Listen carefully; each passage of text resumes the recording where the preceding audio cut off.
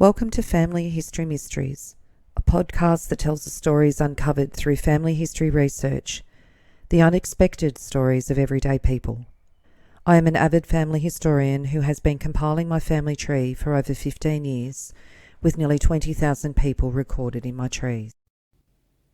Episode 64, The Man Who Named Rutherglen.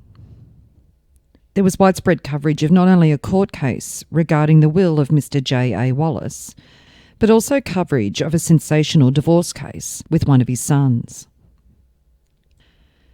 John Alston Wallace was born on the 15th of December 1824 at Rutherglen, Lanarkshire, Scotland, son of James Wallace, a draper, a town councillor and a magistrate, and his wife, Jean née Miller.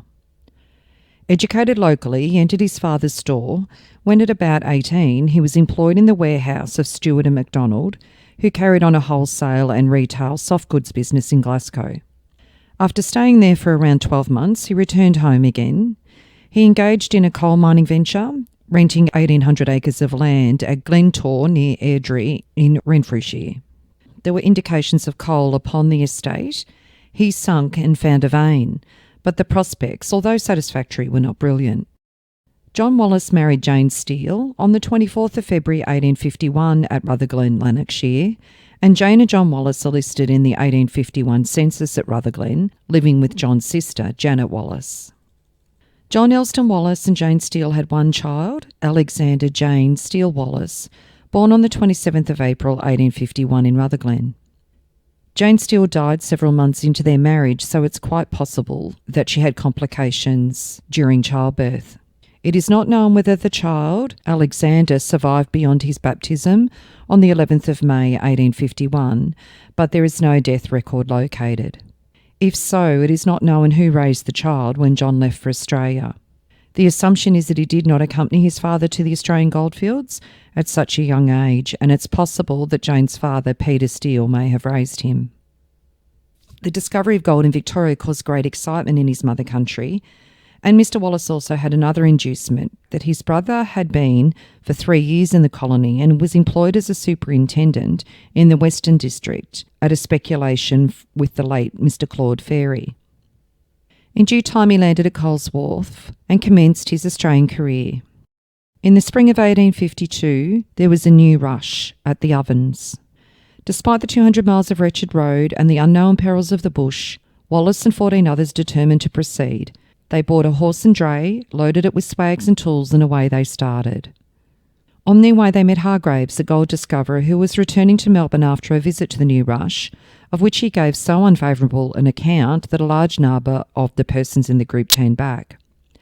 Wallace and his mates acted more prudently, and while a portion of the party encamped upon the Lloyd Jones's Run, the rest pushed on to Spring Creek, near the site of the present town of Beechworth. The prospects were so good that they decided upon sending for the rest of their party that joined them in a few days. Their first attempt at mining was a failure, so was their second, and every succeeding attempt, till at last, after being 3 months at the ovens, Wallace found himself with his last pound note and made up his mind to return to Melbourne. Just as he was shouldering his blankets and walking to the metropolis, he met a miner named Chandler, to whom he announced his intention. His acquaintance remonstrated, and when Wallace explained his inability to take out another month's licence, which in those days cost 30 shillings, that the group invited him to join them. Delighted at the offer, he gladly consented, and in a very few weeks they got enough gold to divide between £100 and £500 a man. Wallace had now obtained enough money to start a store, an easier and more certain means of making a fortune than by digging, and accordingly left his companions and proceeded to Melbourne with the intention of commencing business at the ovens. But before he reached the town, the wet weather had commenced, and carriage prices had risen to £130 to £140 per tonne. He therefore abandoned his original idea and opened a store at Robinson Crusoe Gully and at Myers Flat at Bendigo, where he remained all the winter and did a very good business. The sinking was shallow, there was plenty of water, and the gold was evenly distributed, and all the miners obtained good wages, so Wallace did a large trade, and he made no bad debts. When spring came, Wallace, determined to carry out his original resolution, made a start at the ovens. He sold off his stock at good prices and proceeded to Melbourne, With ready money, by this time he had reached a respectable amount, he was enabled to purchase very large and valuable stock. In the summer of 1853 to 1854, he returned to the Ovens goldfields. His first place of business was at Snake Valley, now called Stanley, where he opened a large store. At the time, prices were exorbitant and the profits of storekeeping enormous. Wallace reduced the prices to little more than a half. By selling at small profits, he got the whole of the trade, besides obtaining a reputation for liberality and fair dealing, which proved extremely valuable to him. He then opened a second store at the Ovens River, where the township of Bright is now, a third at Buckland and a fourth at the crossing place of the Ovens River upon the Buckland Road. But this did not keep very long, as the returns were scarcely up to his expectations. Towards the end of 1854, he opened a store and public house at 3 Mile Creek, where he did a very large and profitable business, and he spent a considerable portion of his large income in paying men for prospecting, in assisting the various cooperative companies which were started for sluice washing upon a large scale, and in bringing water to the goldfields from neighbouring mountains. His business grew enormously, and his gains were correspondingly large, not only in retail trade but through gold buying operations. In the autumn of 1854, he purchased Nubis Hotel. At the time, it was known as Beechworth Hotel, and the assembly room adjoining at a cost of £7,000, and built large additions. The materials employed in its construction were not very palatial, being slabs and sawn timber. The furniture, the billiard table, the paper, and the flooring of the bowling alley were brought up from Melbourne. This was the first of a chain of star hotels in the northeast. With the help from his brother Peter, these enterprises were extended throughout the Ovens goldfields. In 1855, Mr Wallace opened a store and public house at the lower 9 Mile, and in consequence of a dispute about the purchase of the Mechanics Hotel, which he had wished to convert into a sort of institute in order to get rid of a competitor, he entered into wholesale slaughtering, which is subsequently extended to nearly all of his branch establishments. He was thus brought into connection with a large number of squatters, with whom he had numerous transactions. During 1856, Mr Wallace was doing an enormous trade.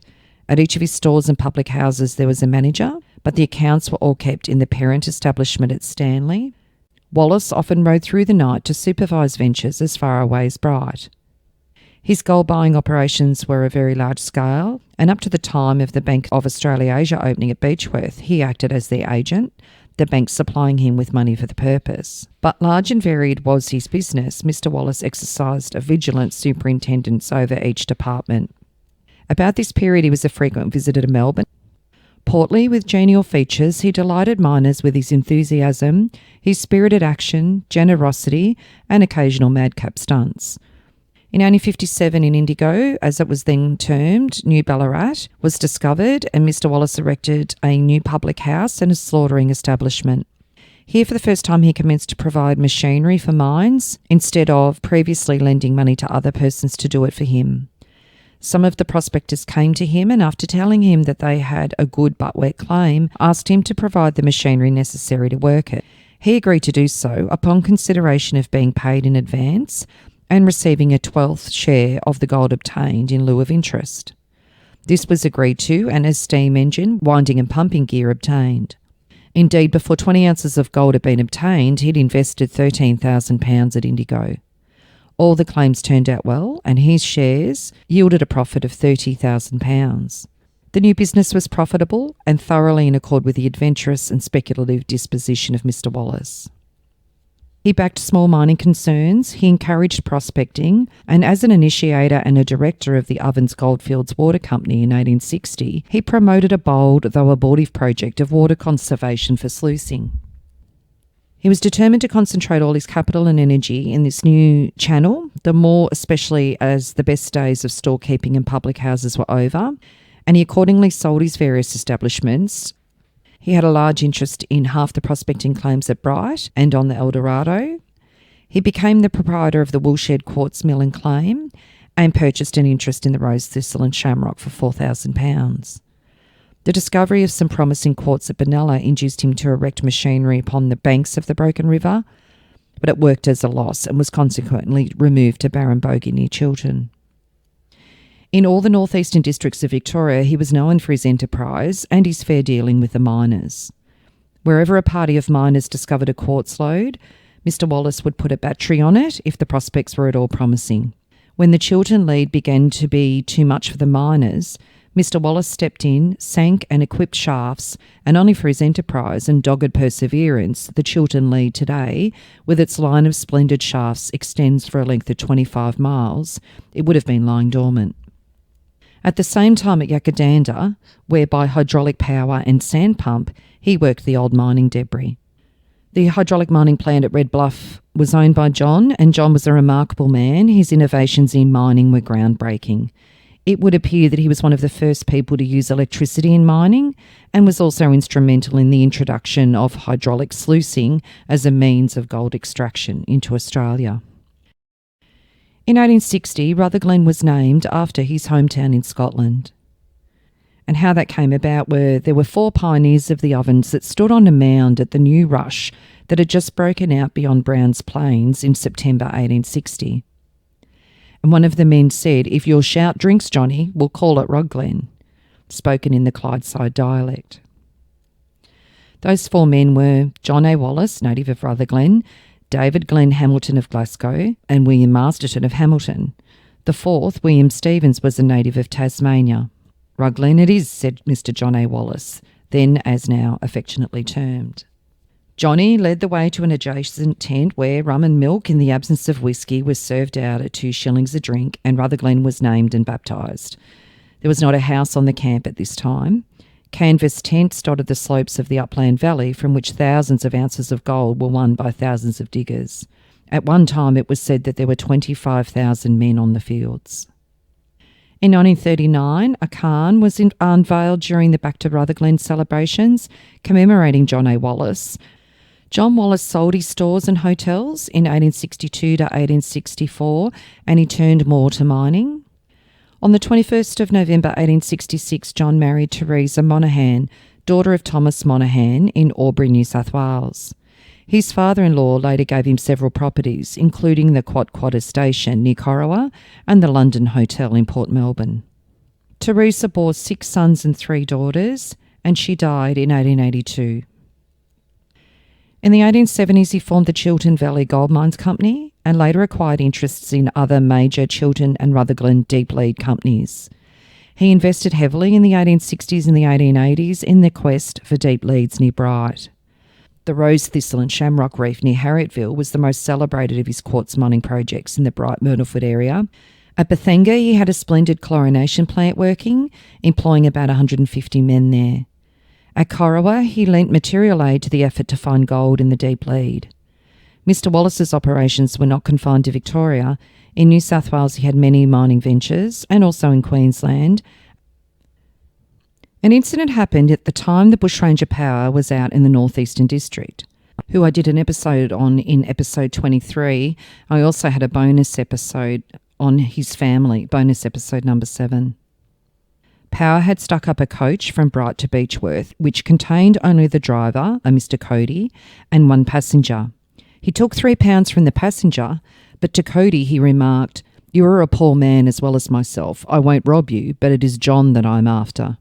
The John was John Wallace, and he had a quartz mill at Morses Creek at the time, which is now known as Bright, and John was in the habit of travelling by coach to Beechworth with gold. Cody was reported saying this to Wallace, who replied, "Tell Power, if you should meet him again, that I will travel to Beechworth when I please. I am not a bit afraid of him. I am always ready for the likes of him." Power never met Wallace, though he was at large in the district for some time. With his hydraulic dredging industry in Victoria, he spent thousands of pounds, and he was the first to introduce the bucket dredge system, as it had been in operation in New Zealand successfully. He spent no less than a sum of £65,000 on new machinery manufactured in the colony.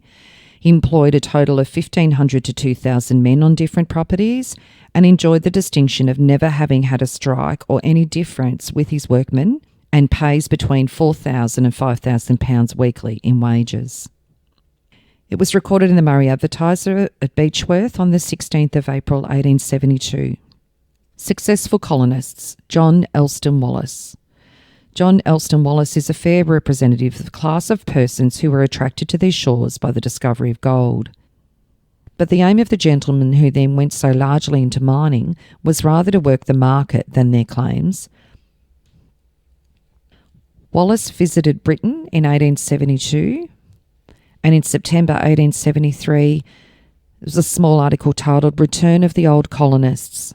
By the steamer Somersetshire, which arrived in Melbourne from London on Tuesday, several old colonists returned to Victoria. Among the list, we notice the name of two gentlemen well known in the Ovens district for many years past, Dr J.C. Dempster and Mr John Alston Wallace. In November 1873, he was returned unopposed to the Victorian Legislative Council for the Eastern Province and moved to Melbourne. He held the seat for the North Eastern Province from 1882 to 1901. He was conservative in his political views and he exerted much influence over mining legislation. Although requisitioned by 3,000 Victorian electors, Wallace failed to win a federal Senate seat in 1901. Wallace was a Liberal benefactor of the Ovens district hospitals, and he donated regularly to the Melbourne Poor and the Salvation Army. In 1898, Wallace was estranged from his four surviving sons after they challenged his trusteeship on the Monaghan estate. Teresa's father, Thomas Monaghan, was born in Dublin. He was given a free passage on the North Briton, which sailed from Kingstown in August 1839 and arrived in Sydney on the 14th of December 1839. Monaghan was given a testimonial by the ship's surgeon and was appointed a hospital attendant in Sydney. On the 22nd of February 1841, at St Mary's Church, he married Mary Timms, a bounty immigrant who had arrived in Sydney in 1832, aged 25. Soon afterwards, they sailed for Melbourne. Monaghan's first transaction was to buy the Flinders Street building where the Port Phillip Club was. In 1845, he built the Queen's Arms Hotel, and from then he favoured hotel properties, often acting as his own publican. He had large properties, both land and buildings, in the city, namely at St Kilda, Sandridge, Emerald Hill and later in New South Wales, and usually collected his own rents. He became one of Melbourne's largest property owners and was very wealthy. Monaghan speculated in only one mining venture, the Evelyn Tunnel and Red Jacket at Buckland, where his son-in-law John Alston Wallace made a fortune. Monaghan lost £7,000 and never again moved outside real estate. He was proud that he always paid in cash and that his fortune had always been won by hard work, forethought, and his wife's deft handling of the books and the frugality of their household. Predeceased by his wife, Monaghan died on the 25th of May 1889 at his home at Erindale in St Kilda. He was survived by one daughter, Mrs Keogh, a widow with 4 children, and by his son-in-law and his executor, John Wallace, a widower himself with 6 children. The estate of more than £950,000 after tax was left to his family, but led to litigation in September 1898, despite Monaghan's deathbed admonition to Wallace, "John, be strong but be merciful." So only 2 weeks after Monaghan's death, an article in the paper, Wallace versus Wallace. As sole executor and trustee of the will of the late Thomas Monaghan, Mr J A Wallace MLC is being sued by his son, Peter Brown Wallace, for accounts and inquiries as to dealings with the estate and for an order for the appointment of a new trustee. The lawyers stated that the testator's estate at the time of his death amounted to a value of nearly £1 million, consisting of good, solid, tangible assets. Mr Monaghan gave to various legacies and devised a considerable interest in the residuary estate to his daughter, the late Mrs Teresa Wallace, and after her death to the children of her marriage with the defendant. Allegations saying practically that the father had treated that portion of the estate coming to his children as his own, being apparently of the opinion that because it belonged to his children he could do what he liked with it. The defendant said that the plaintiff was only acting on behalf of the real instigator of the action, Charles Dunkley Wallace. It was also mentioned the defendant, Mr J A Wallace, had 3 other sons besides the plaintiff for whom Mr Mitchell appeared. That was William James Wallace, Charles Dunkley Wallace, John Alston Wallace Jr., who were all of age. Some time ago, the defendant, Charles Dunkley Wallace, had a quarrel with his father and left his home, and he was really the mainspring of the present action. The plaintiff, being an infant, was put forward as a dummy who would not be liable to pay costs and who might repudiate the whole proceedings on attaining his majority and would probably not be bound by the forfeiture clause in a will. The defendant, Charles Dunkley Wallace, had made certain charges against his father, and all the proceedings prior to the institute of the action had been carried on by the present plaintiff's solicitor on behalf of and in the name of the defendant, Charles Dunkley Wallace. This defendant should have been either a co-plaintiff or next friend to the infant plaintiff, the father, who would be the nearest next friend, being under the circumstances unable to act. So John Wallace later disinherited his children, and at the same time curtailed the inheritance of his only surviving daughter should she marry, to ensure that she did not endure the anxieties and sufferings caused by children.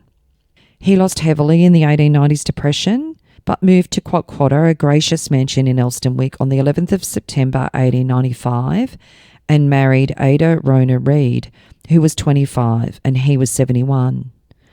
They were married at the residence of the bride's parents, and they had no children. John Wallace died of heart disease on the 17th of October 1901 and was buried in the St Kilda Cemetery. And the short obituary says, Mr J A Wallace MLC. Mr John Alston Wallace died at his residence Alston Wick this morning after a long illness from heart affliction and kidney trouble. He had been unconscious since Monday. The deceased was a native of Scotland and arrived in Victoria in 1852. He entered politics 20 years ago and represented the North Eastern Province in the Legislative Council up to the time of his death. His estate was valued at £121,350. Out of the 9 children in total born to John Wallace, only 3 sons lived into old age. One of those was the 6th child of John and Teresa, Charles Dunkley Wallace, as was mentioned before, and he was born in St Kilda in 1875. He was a medical student, and in October 1895, the University of Melbourne records that Charles Dunkley Wallace had passed exams in junior descriptive and surgical anatomy. In May 1902, it says, by leave of court, Mr Duffy proceeded to cross-examine Charles Dunkley Wallace, the petitioning creditor, upon affidavits. The witness declined to admit that for some years before his father's death, he and some of the other children were not on friendly terms with him. So in May 1902, the children went to court to challenge the fact that John Wallace had disinherited them. So in reference to Charles Dunkley Wallace was cross-examined. The witness declined to admit that for some years before his father's death, he and some of the other children were not on friendly terms with him. He had heard that his father complained in his will of the witness's unfilial conduct. He had spoken only twice to the widow since his father's death, on the day of the funeral and 3 weeks afterwards. It says that an action has been instituted by a son of the deceased, John Alston Wallace, on behalf of himself and other creditors of the estate, against Mrs Ada Wallace, the executrix, seeking judgment of administration by the court on the grounds, among others, that the executrix has been guilty of breaches of trust in the management of mining properties belonging to the estate.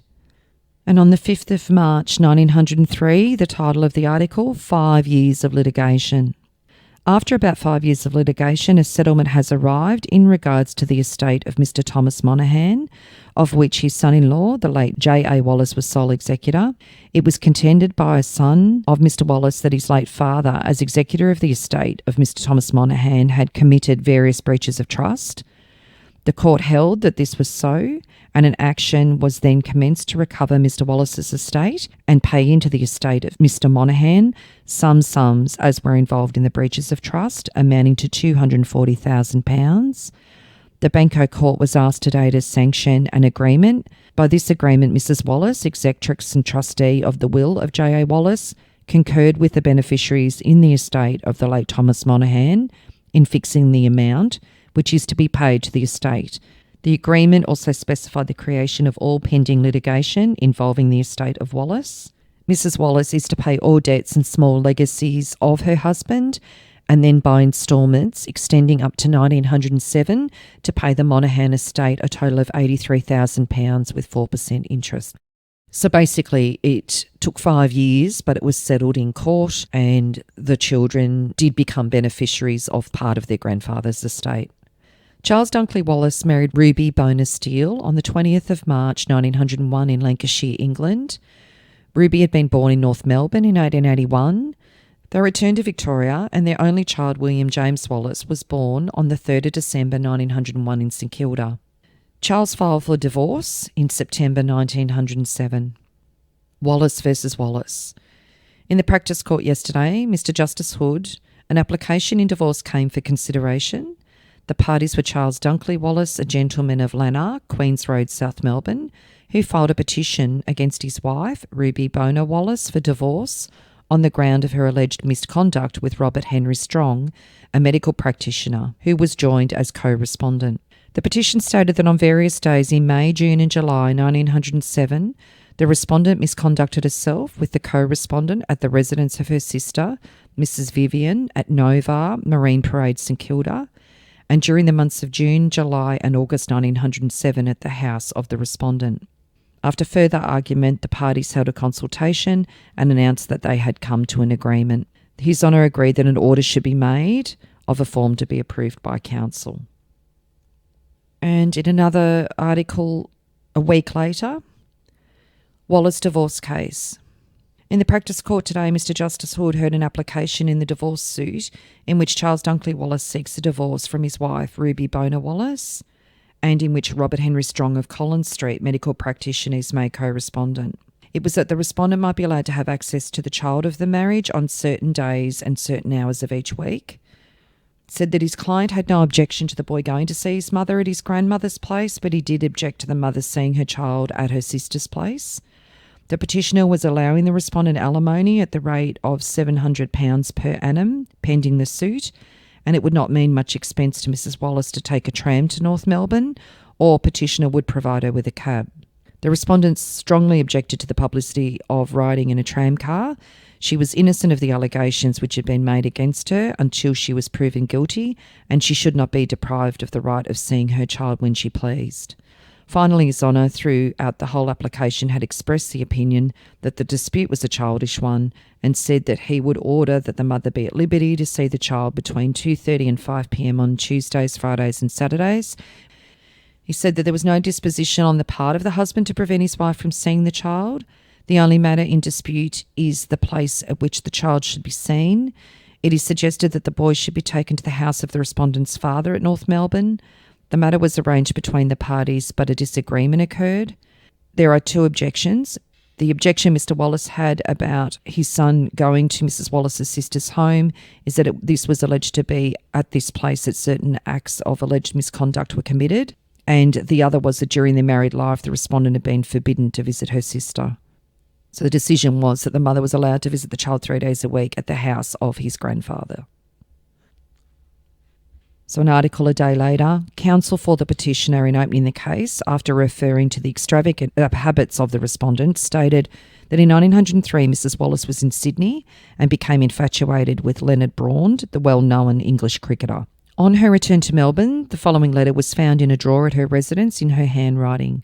My darling old Len, well dear, guess you are just arriving at Australia. I wonder if you have thought of your old Kitty once since yesterday. I hope so, Len. Well, darling, lots has happened since you left last night. There was a big row. Don't be surprised if you get word at any time that I leave by the Sonoma on the 22nd of this month for New York. There were also exhibited a number of indecent French postcards which the petitioner had found in his wife's desk, and also verses of a suggestive nature. He found in his wife's pad a letter addressed to her to Cecil Hawkins of New Zealand. It commenced, My darling Kitty, and further on said, I nearly broke down when saying goodbye to you. Do you think Gray or the girls saw us when they came into the hotel? He went to her writing pad and found there a piece of blotting paper. He held that blotting paper to the mirror and was therefore able to decipher the words as follows. I love you above anyone in the world. Anyone would, and I don't care who knows. Letter tomorrow, and I hope it comes. Goodbye, sweetheart. Good luck and be good. Always your loving Kitty. Then on the 29th November 1907, respondents' counter charges. The allegations of misconduct were denied by the respondent, who filed counter charges in which she alleged that between December 1905 and April 1907, the petitioner misconducted himself with a woman named Davenport at Lewisham Road, Windsor, and also that he misconducted himself with the same woman in February, March and April at Prahran. It was further alleged that in December 1906 and January and February 1907, the petitioner misconducted himself with Christabel Betty Roller or Allen, and also on various days in December 1906, January and May 1907, and the petitioner misconducted himself with a woman unknown to the respondent at a house in St Kilda. In court, Charles Dunkley Wallace was questioned about his marriage, and it said what occurred in regard to motherhood, and he responded with, Mrs Wallace said she would rather kill herself than have another child. We have one little boy about 5.5. What did Mrs Wallace say about having children? She said she has done her duty to me by having one child. All the parties to the suit are young. Wallace is 31 and Mrs Wallace 26. Wallace is wealthy, being the son of J A Wallace, MLC, of the Beechworth storekeeper, mining speculator and landowner fame. A strong bar is engaged and the case is likely to last several days. So in January 1908, the Wallace divorce case, verdict for the petitioner. The divorce case in which Charles Dunkley Wallace of Melbourne petitioned for the dissolution of his marriage with Ruby Boner Wallace was concluded today. The jury retired for a considerable time and then returned with a verdict for the petitioner by 11 votes to 1. The divorce sought for will therefore be granted. And the costs were against the co-respondent, and the husband made an allowance for his ex-wife and his child. However, 7 months later, there's an article, Wallace Case Sequel, Dr. R.H. Strong insolvent. The schedule of Robert Henry Strong, of 56 Collins Street, Melbourne, medical practitioner, was filed in the Insolvency Court today. The insolvent states that the cause of his insolvency is adverse judgment in the Supreme Court, having been obtained against me on the 31st of December 1907. The unsecured creditors are Charles Dunkley Wallace of Queen Street, Melbourne, gentleman, £2,720, judgment in the Supreme Court of the divorce suit Wallace versus Wallace and Strong. And the debts due to insolvent include Mrs Wallace at £19.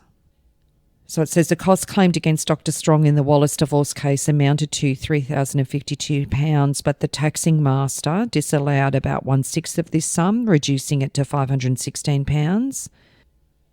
Basically, the divorce case caused the doctor to become bankrupt. On the 1st of April 1908, another article, the Wallace divorce. Considerable interest was excited amongst the passengers on the GMS Bremen during the voyage from Melbourne when it was reported that one of the principals in the Wallace divorce case was on board. The reference was to Mrs Ruby Boner Wallace, whose husband obtained a divorce, but it was noticed that her name did not appear on the passenger list, nor did she come on dock during the voyage across. It is understood that the intention of Mrs Wallace, who has resumed her maiden name of Steele, is to spend some time in England, where allowances have been made by Mr Wallace is ample to maintain her in comfort. And on the 19th of April 1919, the yacht Boner, putting up some good performance on the Sydney Harbour, was named after a lady whose name rang round Australia 10 years ago, Mrs Ruby Boner Wallace, heroine of the celebrated Wallace versus Wallace divorce case in Melbourne, in which a popular medico and a member of a visiting English cricket team was mentioned. Mrs Wallace was the daughter of a once wealthy North Melbourne butcher named Steele, her mother being one of the leading lights of feminism in the southern city. Ruby grew up a strikingly beautiful girl. After the decree nisi, she went to live in England, where another husband was forthcoming in a year or two, and that husband was William McGrath. In October 1911, Charles Dunkley Wallace married again. On Tuesday, October 24, the marriage of Charles Dunkley Wallace and Molly, elder daughter of Mrs Urquhart of the late Mr Angus Urquhart Moonder, was quietly celebrated at the Presbyterian Church, Colac. They had 2 children, a boy and a girl, and in the 1914 census, Charles is listed as a vigneron living in Rutherglen, Victoria. On the 10th of November 1920, notice is hereby given that the partnership subsisting between Angus Fraser Cullen and Charles Dunkley Wallace, carrying on the business as vignerons, graziers and farmers at Fairfield near Rutherglen in the state of Victoria under the firm of Cullen and Wallace, has been dissolved by mutual consent, and that Charles Dunkley Wallace retires from the said firm. They are listed as living at Fairfield, Rutherglen in 1924, and Charles's occupation at the time is an investor. And then they were living in South Yarra in Melbourne by 1926, living at a home called Mayfair. In 1943, Charles's occupation was an inventor, living in Melbourne. And Charles Dunkley Wallace died on the 22nd of December 1957 in St Kilda, aged 82. So a family that certainly wasn't short of a few legal stoushes in their time. and quite often with influential members of the family that have a lot of money behind them, those legal proceedings seem to happen more often. If you are interested in sharing your story on my podcast, Family History Mysteries, please go to my Facebook page and send me a message. If you would like some assistance in filling in the gaps in your family tree to see what mysteries you solve, please get in touch. And don't forget, you can have early access to episodes by subscribing, and you'll also gain access to bonus episodes.